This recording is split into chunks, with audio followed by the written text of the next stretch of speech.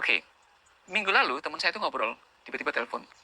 Kamu tahu nggak katanya, semua orang pada akhirnya akan hidup di desa. Misalnya nelayan, dia bilang. Kalau nelayan, kan nggak mungkin dia melaut di umur 70 tahun. Bahkan 60 tahun juga sudah mulai lemah ya. Kemudian pebisnis gitu ya, dia mau ngapain? Umur 70, 75, sudah out of date ya, sudah expired. Pikirannya sudah berubah, dunia sudah berubah, nggak mungkin bisa menjalankan bisnis dengan cara yang sama. Kemudian kalau dia ada profesi lain, misalnya berdagang, pun dia akan lelah ya, berdagang, menjaga toko.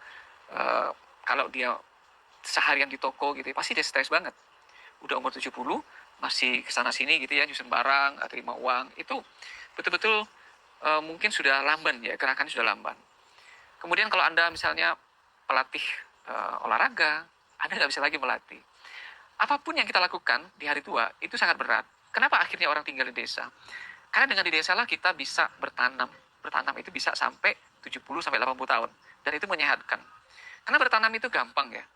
Jangan bicara saya nggak bisa nanam karena bukan bakat ya. Tanam itu nggak ada bakatnya. Asal benihnya bagus, pupuknya bagus, media tanamnya benar gitu ya, matahari cukup pasti tumbuh. Jadi nggak ada tuh mitos bahwa oh ini tangannya dingin gitu ya, bisa nanam apa aja. Jadi nggak, semua orang bisa tanam. Dan juga beternak.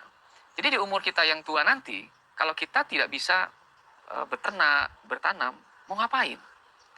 Beternak dan bertanam itu bisa menghasilkan uang untuk menghidupkan diri kita sendiri.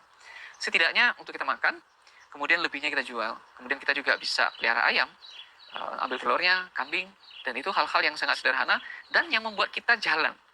Jadi pagi-pagi kita bangun, kita jalan, kita lihat tanaman kita, kemudian kita kasih makan ayam, kasih makan binatang kita, dan suatu saat kita jual. Kita potong dan kita jual. Dengan demikian sebenarnya kita bisa membiayai hidup kita sendiri di hari tua. Kita nggak boleh berharap kepada anak-anak kita bahwa dia nanti akan kirim uang ke kita ya. Jangan.